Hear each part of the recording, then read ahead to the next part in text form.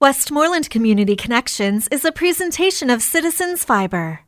Welcome to Westmoreland Community Connections, a look at issues and happenings on Classic Hits 107.1 WHJB. Here now is your host, Jennifer Mealy, Chief Communications Officer and Managing Director of Evangelization of the Diocese of Greensburg.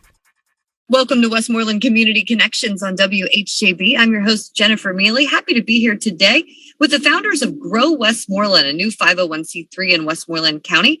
Among them is Commissioner Sean Curtis and Jonathan Wyan. Gentlemen, thank you so much for joining us today. I'm really excited to talk to you. Commissioner Curtis, this is the first time I've had you on my show, and I'm really excited about it. Why don't you tell everybody about Grow Westmoreland? Well, Jennifer, thank you so much for having me on the show, as well as John Wyan, my chief of staff. We're very excited to be the co-creators of a nonprofit that's going to actually benefit and actually give back to our community.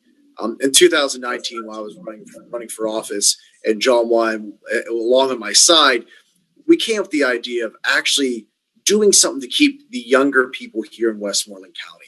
So the idea of Grow Westmoreland is we're going to raise money at the beginning to give this money away for scholarships for those that are looking to be involved in the trade industry. And we're not focusing on all ages. We're focusing on a very finite age, 18 to 25-year-olds to be exact. And the purpose is, once again, we're having such an aging population in Westmoreland County.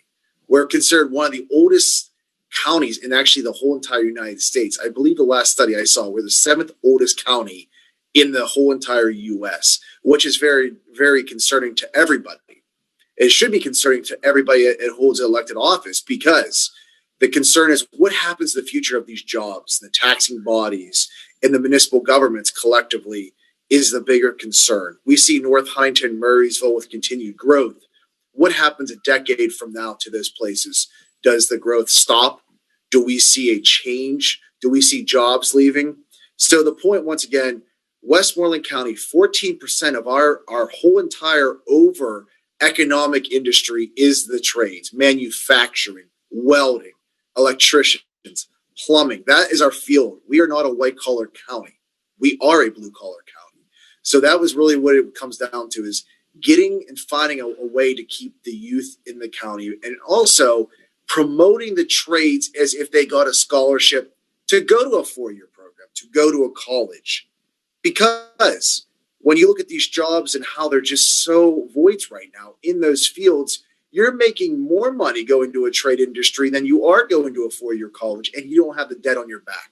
You know, I'm 30, I'll be 35 coming up here, and I just paid my student loans off finally after all this time, and I finally been relinquished of that debt. So if you look at someone who has an 18th month program, someone who comes out as a welder, making $75,000, $80,000 at 21, 22 years of age, that's a bigger head start than I even had in my short time here trying to figure out my life. So that's what it comes down to, is promoting the trades and really making sure we emphasize the youth, that this is where they should go. And John Wyan will talk about where we want to see Grow Westmoreland once it matures and once it ages, where we want to see how we can work with schools and other collaborations. But right now, once again, we got to crawl before we can walk and have these big pipe dreams. We want to make sure that we get the money out. We had our first fundraiser on October 23rd, and we raised some good money, and I'm very proud of that. And we're going to set up a date here. We're going to have a scholarship committee. It's going to be created from using the Vote Tech superintendents and people involved, and they're going to review the applications. We're going to come up with some type of parameters. And those parameters will be probably an essay of why they want to go into the trade industry. And we'll give money according to each individual that way. And they'll bring it back to the board, and we'll give it away. And we'll have a big ceremony to do so. So that's fantastic. And as as we see the crunch and the ability to fill positions here in Westmoreland County, I don't think I realized there was a gap in scholarship money. I mean, these kids who are going into trade schools still have to pay for them. There's still money involved. And so do you think that could be a deterrent? Is that why you're targeting these folks and trying to raise money for that? Well, it is that. But it also is the stigma with the trades. It's a dirty job. Mike Rowe was one of the pioneers, and I hate to utilize him, but he's been saying this for eons when he had that job on that show on Discovery Channel talking about all the different jobs. But as we look at the trade industry, it isn't a dirty job anymore. It is more fine-tuned. Yes, there's certain positions that will be dirty and certain positions people don't want to do. But if you want to make money in the 21st century in Westmoreland County, you can come out and making good quality funds and have great homes and good jobs at an early age. Like I said, unlike myself at 34, finally 35, actually almost starting to make some livable wages now, you can be in the early 20s and actually having a good, solid family life. For example, Advanced Technology Center, we had Siemens, who has been taking students that are coming right out of the welding shop right down there, and they're making anywhere from $70,000 to $80,000. So these aren't just pipe dream jobs. These are legitimate money that's available for young people that are coming out, male and female. We're trying to advocate to get into the industry, get into that. Because once again, not everybody needs to go to college anymore. Not the 4-year jobs, 4-year programs for coming out with a bachelor's of arts and you don't use that. Maybe we start talking about that and change the conversation pieces about the trade industry. And once again, in Western Pennsylvania, that is a very prevalent jobs around here is those trade industry jobs. Very interesting. So, Jonathan, when you look at how the charity will evolve down the road, you want to be closer with the school districts who are pumping out these talented students. Absolutely, Jennifer. We have sort of 3 core objectives that we've identified right off the bat. Obviously, the first is to raise the money and institute scholarship programs for the trades, which, as Commissioner Curtis mentioned, we just had our first fundraiser.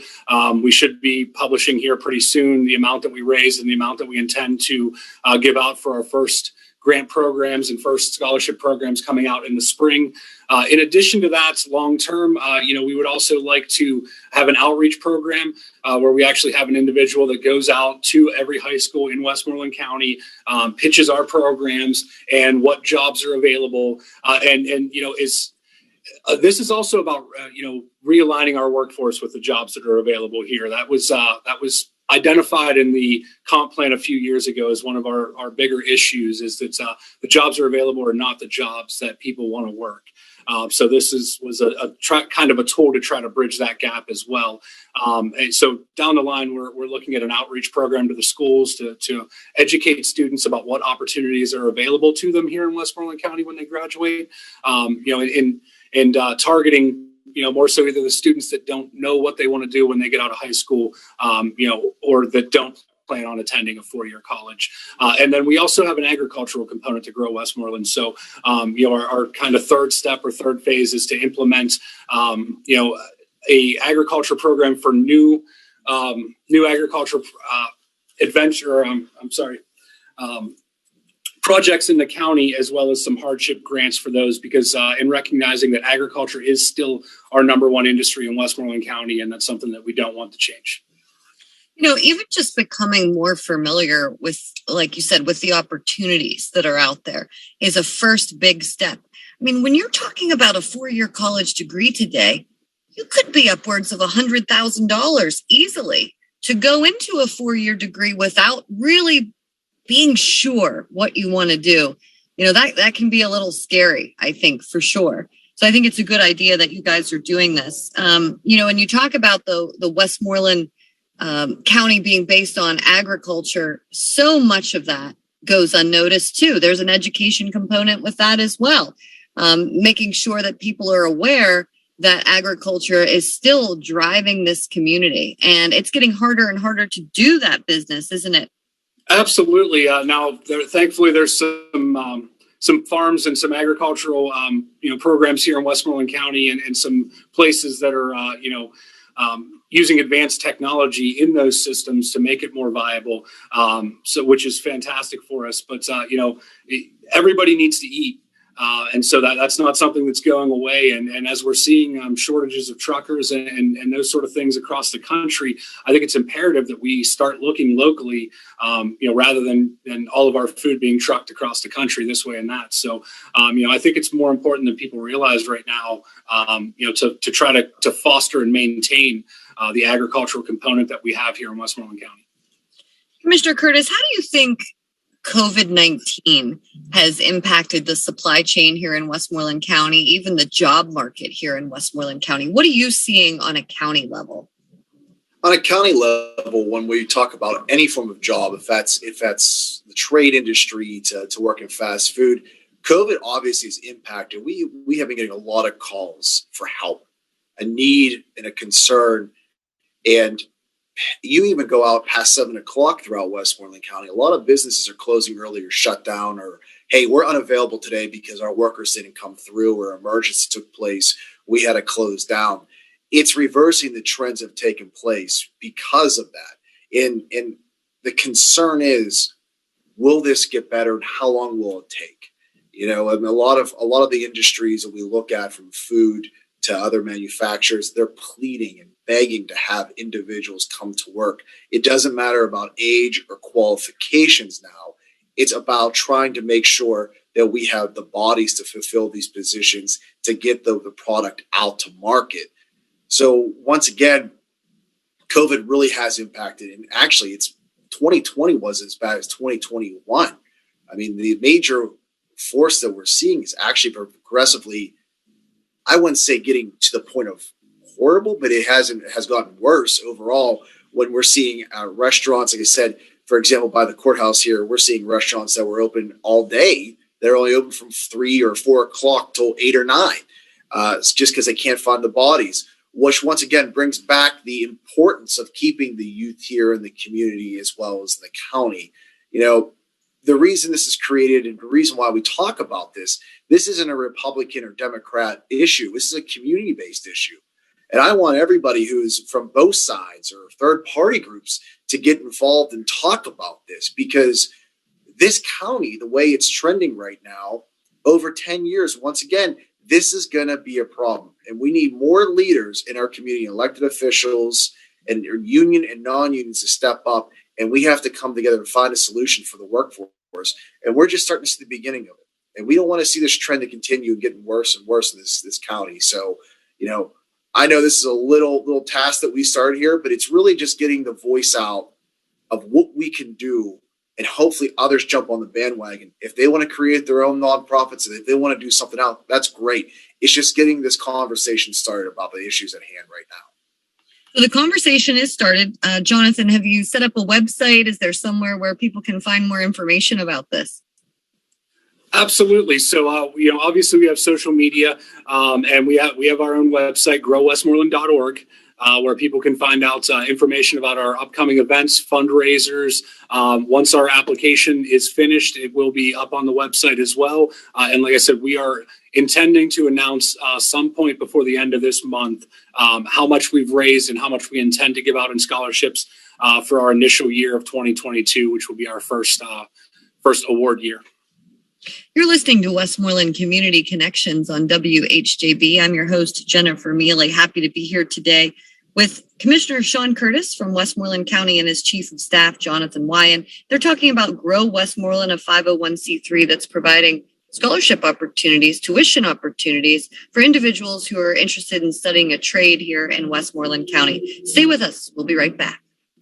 This is Westmoreland Community Connections on Classic Hits 107.1 WHJB. If you have a suggestion for a topic, or if your nonprofit organization would like to be featured on this program, call us during regular business hours at 724-216-1200. Westmoreland Community Connections is a presentation of Citizens Fiber. Welcome back to Westmoreland Community Connections on WHJB. I'm your host, Jennifer Mealy. Today, I'm talking to the co-founders of Grow Westmoreland, a 501c3 that's offering study and tuition opportunities for individuals who are interested in learning a trade and staying here in Westmoreland County to live and work. That is Commissioner Sean Curtis and his Chief of Staff, Jonathan Wyan, two great individuals who are spending some time talking with me today about this new nonprofit and their efforts to keep people here in Westmoreland County as the population continues to shrink. I just read an article in Time magazine last week, gentlemen, called The Great Resignation. And it's about individuals who are between the ages of 20 and 35 who went through COVID-19 and were either laid off or learned to work from home. And they started figuring out other ways to have more flexible schedules. And so about 4.5 million people in that age resigned from their jobs when they got called back into work full time in June, another 4 million in July, and it's been, sort of steady resignation since then. And so people are looking they want higher wages, they want flexibility, they want upward mobility. And so here you are working hard to say, hey, young people here in Westmoreland County, we can start you off at probably the highest wage that a 20-year-old is possibly going to make by learning a trade here in Westmoreland County. So I really think that this is an opportunity to keep people here. You're talking about funding sources and how you're going to pay for some of these tuition opportunities. Can you share with us a little bit about your donors, or if they're not comfortable talking about actually who the donors are, maybe more general, who is interested in being a donor or who might be interested in being a donor to this project? Absolutely. We've had a fantastic response from the local business community, as well as some of the local unions. So our event on the 23rd was sponsored by General Carbide, one of our local manufacturers here in Westmoreland County. It was also sponsored by the Laborers District Council of Western Pennsylvania, Local 1451 out of Latrobe. So we've seen a great response from them. There were a number of other entities, businesses here in Westmoreland County that jumped at the opportunity as soon as we told them what we were about and what we were doing. They were completely on board to support us. In addition to that, a number of individual donors. We've been running some raffle tickets that we've been selling to raise some funds, as well as, like I said, the main fundraiser that we just had last weekend at All Saints Brewing. And we intend to have 2 to 3 events next year that are still in the works. And with as much success as we had at the Oktoberfest, I think it'll be an annual staple. So probably that and 2 other events next year that we'll be doing, in addition to some raffle opportunities to raise some funds. In addition to what John just said, it's also about the partnership with Triangle Tech. We know that the Economic Growth Connection, the EGC, has a workforce forum, and they're partnering right now with local high schools to have this conversation. And that's great. And we're happy to be partners and work along with them. The difference, once again, is we don't want to take any position from the career links, the Westmoreland County Workforce and Bureau. They are about job alignments. They're talking about replacing people who lost jobs, or if they're in positions in life that they need to go somewhere else in life.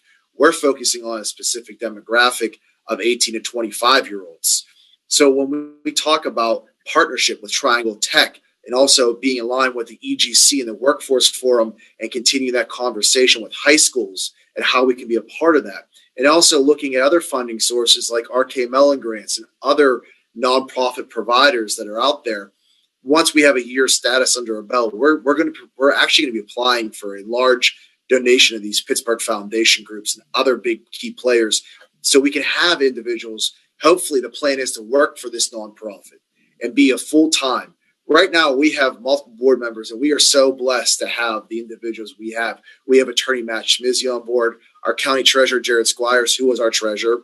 We have Dennis Mazzoni, a former Latrobe Union business manager. We have Amy Dempsey, a realtor who went to school in the trades. She actually graduated from the actual trades as an auto body restoration individual. So, and then we have Dante DiCario, who is the obviously who's our public works assistant director as well.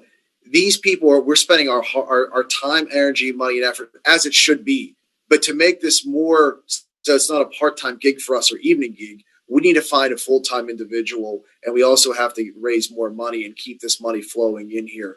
And once again, we don't want to duplicate services. If somebody's already doing what we're doing, we're trying to find a unique way to give money back to the youth. And once again, what's out there right now is training opportunities. You either go to school and you get trained, or you have a career choice of your life and you go do a different training for that position. We're giving money directly to the young folks in their hands for either go into the trade school. Maybe they need tools for the trade school. Maybe they need equipment to go into that schooling. We're going to offer that as well. Maybe it's not even for the educational piece. Maybe it's, hey, I want to be an auto mechanic, but I got to have $1,000 worth of tools to be even in that school. And I don't have that option. So I can't do that. Well, we'll fund that instead of the actual education, or a piece of both. So that's what we're looking at. Once again, is it's just making sure that we have the opportunity as much as possible and to give back to our community as much as we can. And like I said, I'm just so happy that this came together and formulated, because this is a time where the trades are surpassing four-year programs on the dollar and cents wise. If you want to make money right now, I might go back, if things don't work out here, and become a welder making almost $100,000 a year, because that's where it's at. Yeah, no, for sure. I have to give a shout out to whomever came up with the name of the organization, Grow Westmoreland. So where did that brand come from? John Wyan gets all the credit. I will never, ever say that I ever even came up with that name.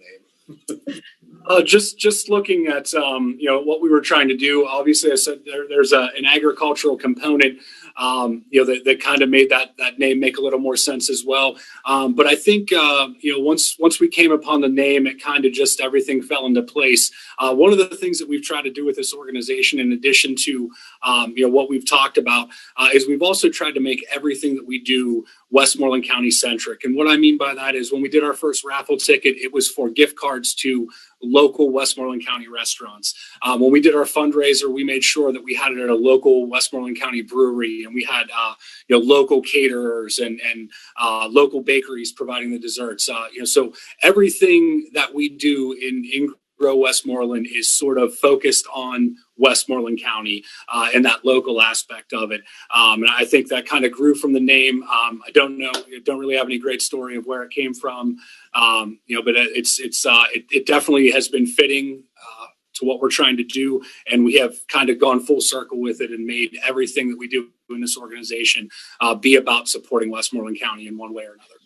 I love it. I think there's an element too of homegrown. Growing what's coming from our own home, which I think is really interesting. Now, what about sort of migration here? Where is there a migration piece here? Let's say I'm in Monroeville, I'm across the border, or I'm down in White Oak, right? And I want to move to Westmoreland County or study a trade in Westmoreland County. Are we there yet, or are we focusing specifically on current residents? I mean, I think that once our program starts, that will be the talking point. But the other benefits of moving to Westmoreland County, and we are if I could step away from the nonprofit from a county sense, we are actually looking with Jason Margone and the Industrial Development Corporation from a county. We're going to start promoting Westmoreland County actually with billboards, signs, commercials, as other states and other counties do, because we want to promote what we have here from the Laurel Highlands, from also the great schools. And the cost of living in Allegheny County is way cheaper. I mean, it's day and night difference. And we want to obviously promote that migration. Sure, we want to take from Allegheny County. When you're young, we go to Pittsburgh, we want to hang out in downtown and see all the amenities and have all the fun at all the Steeler Pirate hockey games. But when you want to raise a family, a lot of people want to come to the suburbs. And this is the county for you. This is the county to do recreational activities on the outside and see the mountains and go on the trails, the beautiful trails that we have. I mean, Westmoreland County truly is a hidden gem. You're 30 miles away from downtown, 32 miles actually, away from downtown Greensburg to the city of Pittsburgh one way. That is not some monumental task or some major drive every day. Sure, it can be with traffic. It's terrible, but you're close enough to the city and you're far enough away where it is a great place, to live. And I know many people are obviously, we've seen an uptick of people leaving Pittsburgh, coming to Westmoreland. and not enough to really show a gain because we had such a major drop off. But you are seeing those trends, and you are seeing places like Ligonier and Unity Township. People are going out to those rural areas because of COVID. And that's kind of been nice because we thought homes that would maybe be out that area that wouldn't be up for sale or wouldn't be moving are actually moving very well. So we're flat. We're not gaining residents. We're not picking up. But once, we get the word out that the trades are such a hot commodity and that Westmoreland County as a collective whole is where, the amenities that we have and these opportunities. And we work with other nonprofits and talk about the jobs that are here and how the trades are a major player in this county and how much openings there are in the trade industry. And all you need is an 18th month, a 2-year degree. I think you're going to start seeing people move here. It's not going to happen overnight. It's going to take some time. But once again, the conversation has been started. It's just continuing it and getting other nonprofits and other organizations on board as well to make this a reality so we can reverse the trend that's currently happening. Do you think people are even aware the situation that we're in terms of the shrinking population in Westmoreland County? Is that why you want to kind of give this a platform to make sure that people even know that this is happening? Absolutely. The newest census data is going to show that the average age in Westmoreland County is about to be 47 years old with the newest census. That's not sustainable, from a taxing standpoint when you think of property taxes and kind of how the county is funded. So at some point we need to reduce that average age in the county so that burden can be taken from our senior citizens and shifted down into a younger working class. Obviously we welcome people to come to Westmoreland County, but right now that's not happening. And so, our focus was on, keeping people here. But I think whether you're looking at getting people to move to Westmoreland County or you're looking to keep people in Westmoreland County, the focus has to be on opportunity. And so if opportunity is there, I think people will come from other places. So what we're trying to do is just provide the opportunity for young people and hope that, down the line, that's going to bring what is going to bring people into Westmoreland County is the opportunity for good paying jobs, because that's what we always hear. Yeah, let's face it. If we have well-trained and an abundance of well-trained individuals, with that comes corporations who are interested in moving here, right? Absolutely. And so, it's all about the workforce and making the workforce more marketable. So if we can do that through the trades, you're absolutely right. We will attract more companies that see the opportunity of having a workforce here. No company wants to move into a place where they're not going to be able to hire workers. And just before we move on to the next question, I just want to piggyback off what John said. And I kind of stated this earlier, but I just want to reiterate this again. If we continue to lose people, once again, it's not going to happen 10 years from now that we're going to drop off overnight and we're going to hit the cliff. But if it continues to downward and you don't see a workforce replacing the retirees in the county, what happens? Schools start dropping off with students. What do? They raise their taxes. Same with municipal governments. You're going to see homes for sale and not a lot of people buying the homes that are for sale. What do they do to make up for lost revenue? They raise taxes. This is not about talking about tax increases. It's also about what makes Westmoreland County so livable is it's cheaper than Allegheny County. We don't want Westmoreland County in 20 years from now, or starting even as much as 12 years from now, certain municipal governments or local governments increasing to the point you're going to be like, why would you want to live there? What do they have to offer? That's why we're starting this now, is because it's a domino effect. Everything happens when we don't have a workforce replacing the retirees or the ones that are getting up in age and following behind. Usually it's 50-50. You got people getting ready to replace those that are about to retire, and then a subset group comes in and follows. We have an older workforce, and there's hardly anybody replacing those. So that's the metrics that's rather scary right now, is making sure, once again, we make this a livable place for everybody that lives here currently. Westmoreland County Commissioner Sean Curtis, along with his Chief of Staff, Jonathan Wyan, they are the co-founders of Grow Westmoreland, a new 501c3 in Westmoreland County, promoting funding for the trades. Gentlemen, thank you so much for joining us here on Westmoreland Community Connections. I look forward to checking in with you again in about 6 months to see where you are. Hope you'll keep in touch with us, and I'm sure everybody here at WHJB wishes you the best. Well, thank you for your time, Jennifer, as much as always. And I truly appreciate you talking and taking time to hear about our cause and our organization. And I say thank you again. Yes, thank you for having us, Jennifer. You're listening to Westmoreland Community Connections on WHJB. This has been Westmoreland Community Connections, a look at issues and happenings in and around Westmoreland County. Join us again next week on Classic Hits 107.1 WHJB. Westmoreland Community Connections is a presentation of Citizens Fiber. Fiber. Fiber. Fiber.